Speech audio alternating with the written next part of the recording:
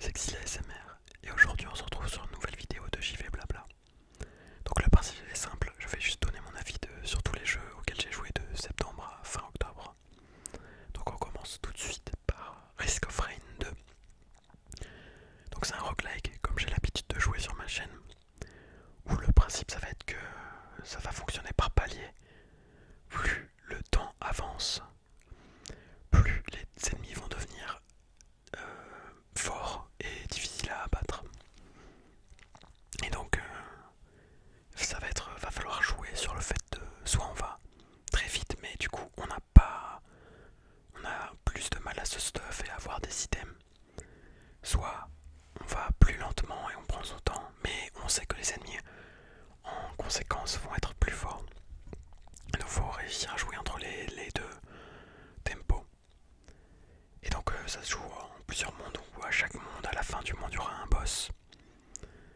Et voilà, et jusqu'à arriver au boss final. Donc on a des compétences, plusieurs personnages, comme sur le... Ça reprend le principe du 1 en fait. Je sais pas si vous le connaissez. Et c'est assez dur, c'est vraiment dur, parce que déjà réussir à aller vite tout en prenant le stuff, tout ça, c'est... Faut s'habituer. En plus, là c'est passé à la 3D, le premier était en 2D. C'est passé à la 3D. Du coup ça se joue avec des compétences un peu à la Overwatch, vite fait, très vite fait, hein, parce que c'est pas non plus un FPS. Mais il faut quand même savoir viser un minimum, surtout pour certains personnages. Et donc c'est vachement plaisant, parce que t'as peu d'items, c'est l'inverse de Isaac, t'as peu d'items, mais ils ont tous des particularités, et le principe ça va être de choisir les items sur lesquels tu vas vouloir te spécialiser pour pouvoir avoir une synergie correcte. Donc par exemple la vitesse d'attaque, ou bien le saignement, etc. etc. Et donc il y a aussi des items bleus qui sont vachement intéressants. Eux ils ont une particularité, ils vont te donner un gros avantage, mais en conséquence un défaut. Donc c'est plutôt intéressant, mais situationnel. Donc par exemple il y a un item actif qui fait que tu vas infliger des dégâts, tu vas enflammer tous les personnes autour de toi, mais en conséquence tu vas t'enflammer en même temps aussi. Donc ça peut être très fort pour battre des boss par exemple. Et donc c'est vraiment super plaisant à jouer, surtout qu'en fait c'est enfin pas l'un des seuls, mais un roguelike qui est vachement plaisant parce que tu peux le jouer à plusieurs. Et donc en coop avec tes potes, ça peut être vachement cool. Et surtout, et je pense que c'est l'une des grosses forces du jeu en fait. Parce que moi, tout seul perso, je prends un peu moins de plaisir. Mais à plusieurs, en fait, on peut s'entraider, on peut se dire, on peut se laisser des items, on peut coopérer pour certains, on prend cet item, l'autre il prend d'autres items. Aussi, si toi tu meurs, bah justement l'autre il peut essayer de faire le boss à ta place. Tu peux le soutenir et il y a une cam où tu peux voir ce que fait l'autre en même temps. Donc c'est vachement intéressant en fait. Et donc ouais, les boss fights ils sont un peu fous parce que c'est pas très lisible comme jeu non plus, mais c'est vachement plaisant à faire. Et mais vraiment c'est dur quand même. C'est assez dur comme jeu. Et surtout ce qu'ils ont abusé, sur ce que j'ai pas trop compris, c'est que le jeu est plutôt bien équilibré malgré qu'il soit dur. Mais par contre le boss final est complètement surcheaté en fait. Tous les boss avant ils ont pas ils ont qu'une phase quoi. Donc ils changent pas trop de pattern, ils font tout le temps les mêmes attaques. Mais le dernier boss lui il a je sais pas combien de phases. Donc il a une phase où il va... Et en plus quasiment toutes ses attaques one shot. Donc faut vraiment connaître le boss. Donc le refaire en boucle, sachant que chaque partie dure même à peu près 35 minutes, 40 minutes. Donc c'est un peu chiant quoi, de tout se retaper parce qu'on est mort au boss. Et voilà, mis à part ça, c'est vraiment un jeu cool. Qu'est-ce que je pourrais dire d'autre? Ah oui, aussi, ce qui est vachement cool, c'est une qualité en même temps un défaut, c'est qu'il y a plein d'objectifs à faire, mais que tu comprends pas pas forcément en direct. Donc va falloir aller voir soit sur les succès, ou bien parfois c'est directement expliqué sur les fiches de personnages. Ou va falloir faire certains trucs. Par exemple infliger aller à 200 km/h avec un personnage pour débloquer un nouvel objet qui apparaîtra dans le monde, ou bien un nouveau sort. Ça c'est vachement bien, ouais. Faut le dire, c'est que chaque personnage du coup ont leur capacité, genre ils en ont 3 ou 4. Et en fait on va pouvoir débloquer des variantes de sorts qui vont permettre de pouvoir jouer les persos un peu différemment. Même si parfois la variante est souvent plus forte que la compétence de base. Donc ça rajoute encore plus de durée de vie au jeu, de pouvoir tester toutes les variantes de sorts, sachant que tous les personnages sont cool à jouer, même s'il y en a qui sont vraiment plus faibles que d'autres, et d'autres qui sont beaucoup plus forts. Je pense notamment ceux qui attaquent au corps à corps, il y en a qui sont vraiment difficiles à jouer parce que tu vas galérer contre les boss. Et d'autres où t'as pas grand chose à faire, comme l'ingénieur qui pose ses tourelles. Et juste tu dois attendre quoi. Parce que les tourelles font quasiment tout. Surtout celles-ci, elles sont bien stuff. Donc c'est pas super fun, mais bon. Et voilà. Ça rajoute vachement de temps de jeu. Et surtout qu'il y a des défis aussi, des éléments cachés à chercher. Comme sur Isaac ou quoi. Et c'est un peu aussi un défaut parce que ça rend le jeu moins accessible. Ça devient difficile d'aller chercher certains trucs. Faut aller chercher sur internet parfois pour comprendre certaines choses, etc., etc. Mais c'est un peu le charme du jeu. Donc c'est une qualité et un défaut. Voilà, je pense qu'on va passer sur le deuxième jeu, qui est autre que TFT, Teamfight Tactics. Donc c'est assez connu, je pense. C'est un jeu développé par Riot Games qui s'inspire beaucoup qui est un auto chess. Donc je vais vous expliquer plus tard ce que c'est, mais qui est inspiré de Dota Auto Chess. Encore une fois, inspiré de Dota. Merci Riot. Et du coup, en gros, c'est un jeu qui se veut être comme un échec automatique, entre guillemets. En gros, il va falloir poser des personnages et ils vont faire leur combat tout seuls. Et du coup, ça va se jouer sur les items que tu mets sur les personnages, sur comment tu places tes personnages, les synergies que tu as entre les personnages, parce que chaque personnage aura deux attributs. Donc par exemple, il y en a un qui pourrait être un ninja et un assassin. Et du coup, si tu as plusieurs ninjas, tu vas avoir un certain bonus. Si tu as plusieurs assassins, un autre bonus. Donc tu vas avoir plein d'éventails de possibilités de synergie entre persos. Et aussi en fonction des items que tu mets sur eux, que tu gagnes contre des monstres, bah, tu vas pouvoir jouer différentes compositions. Et donc tu as tout un aspect aussi d'économie où en fonction, si tu as plus de 10 gold, bah, tu vas gagner des gold de bonus à chaque fois que tu gagnes, etc. etc. Tu as un aspect aussi où en fait c'est un 8, un V1, V1, V1, V1. En fait on est 8 et donc on va tous se taper l'un après l'autre. Et on va du coup savoir ce que l'autre joue. Et donc si tout le monde joue la même chose, tu auras moins de possibilités de jeu parce que il y a un pool, donc il y a un nombre limité de personnages. Tout le monde ne pourra pas jouer le même personnage. Il y a aussi un système où en fait les personnages vont augmenter de niveau. Donc en fait si tu as 3 personnages de niveau, bah, il va devenir un niveau 2. Et si tu as 3 personnages niveau 2, le personnage va devenir niveau 3. Et forcément il devient plus fort, il a plus de stats, plus de vie, etc. Et donc c'est très plaisant à jouer, surtout que c'est assez chill entre guillemets, c'est reposant à jouer. Donc tu peux jouer facilement entre potes, tranquille, sans te prendre la tête. Et c'est vachement cool à jouer parce que tu as toujours des nouvelles synergies à tester, des nouveaux trucs. Même si quand tu commences à jouer en compétitif ou quoi, il y a tout le monde qui joue à peu près la même chose.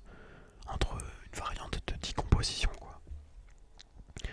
Et là justement il y a eu la nouvelle saison, la saison 4, il y a quelques temps, il y a un mois je crois.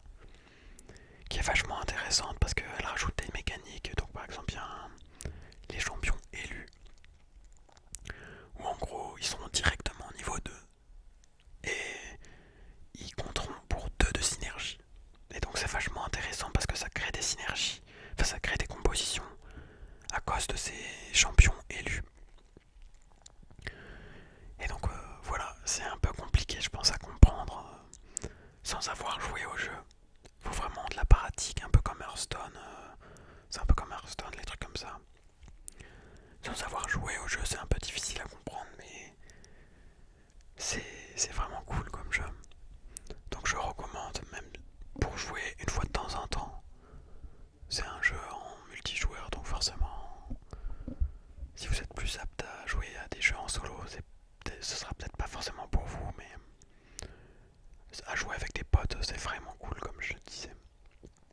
Et donc voilà, on va passer au troisième jeu. Et le dernier, parce que j'ai pas joué à grand chose avec la reprise des cours, tout ça. Et donc c'est Hades, qui d'ailleurs je pense que je vais faire un gameplay dessus parce que j'adore trop ce jeu. Donc là c'est le jeu du moment si vous suivez un peu la scène des jeux vidéo. C'est le jeu qui a tout pété niveau critique. Parce qu'il y a tout le monde qui le trouve génial en fait. C'est un roguelike encore une fois forcément. Je kiffe ça. Et je sais pas comment le définir, en gros c'est dans l'univers mythologique avec on est le fils d'Hadès. On s'appelle Zagreus. Et on va devoir essayer de retrouver notre mère. Donc en remontant des enfers jusqu'à la planète Terre. Sauf que forcément ça va être semé d'embûches. Il va y avoir notre père qui va être contre ça. Et qui va nous envoyer plein de monstres, plein de personnes pour nous empêcher d'arriver à notre objectif. Et donc c'est ce qui est vachement intéressant. Et donc après on va être aidé par les dieux de l'Olympe, genre Zeus, tout ça, Artémis, etc.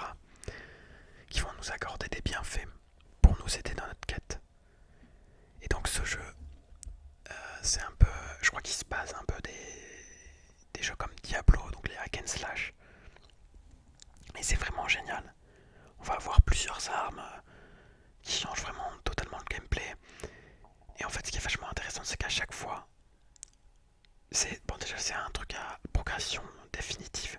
Donc on va pouvoir s'améliorer petit à petit et améliorer nos compétences. On va avoir des refus de la mort. Donc quand on va mourir, on va pouvoir se régénérer avec un certain nombre de points de vie. On a tout un aspect de relique aussi qui vont nous donner certains avantages au début de game et qu'on va pouvoir changer entre chaque étage, puisqu'il va y avoir plusieurs zones. Il y a tout un bestiaire qui est vachement cool et qui change avec le nombre de parties.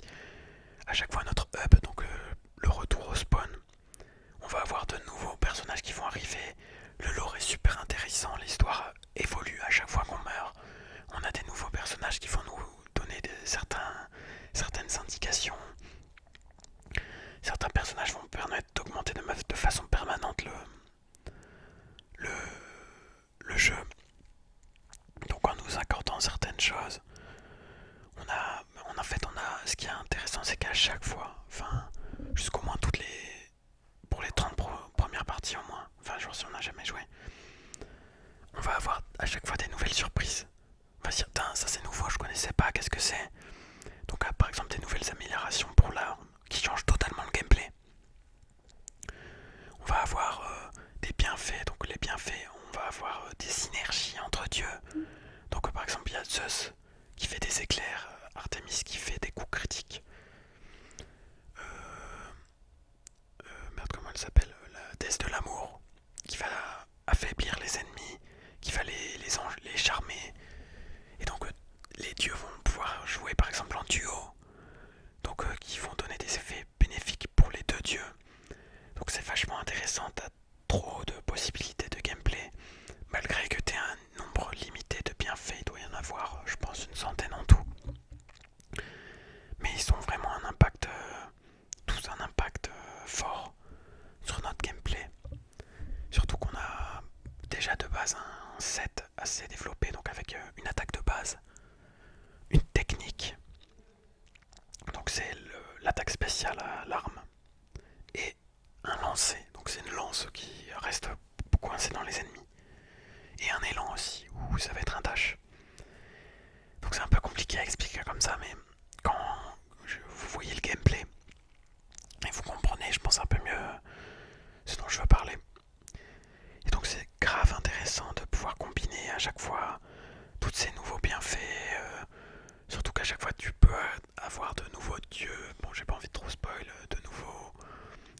capacités qui vont arriver. En changeant d'arme, ça change forcément le gameplay. Même si on termine le jeu, t'as une rejouabilité avec des difficultés qui vont se rajouter. En fait, c'est vraiment ça, c'est la surprise perpétuelle à chaque nouvelle run. Et le plaisir, vraiment, le plaisir, le confort de jeu est incroyable. Les boss, il y en a peu, mais ils ont des variantes. Ils sont tous bien travaillés et avec leur capacité et leur surtout je pense au troisième boss qu'il va falloir vraiment bien apprendre avant de pouvoir le passer. Donc vraiment c'est un chef-d'œuvre comme il en fait peu, surtout que pour une fois dans un roguelike il y a l'histoire qui est développée et qui est améliorée petit à petit, vraiment le principe que ce soit amélioré à chaque run, qu'à chaque run on ait des nouveaux dialogues avec les personnages, je trouve ça super cool. On a aussi un système de relation avec les personnages. Plus tu leur donnes des boissons et des objets, plus tu vas être ami avec eux, etc. etc. Donc c'est vraiment trop bien foutu. Tu vas pouvoir améliorer ton hub aussi, le personnaliser comme tu veux. Bref, je pense que il faut y jouer une ou deux fois pour comprendre vraiment le plaisir que c'est et l'addiction que tu peux avoir derrière ce jeu, parce que vraiment, depuis que j'ai commencé à y jouer, avant je jouais à Risk of Rain 2 justement, j'arrive plus à jouer à Risk of Rain 2 parce que ce jeu m'a tout pris. Je peux plus m'arrêter, je suis addict. Et donc voilà, je pense que c'est tout ce que j'ai à dire sur le jeu. Ouais, aussi très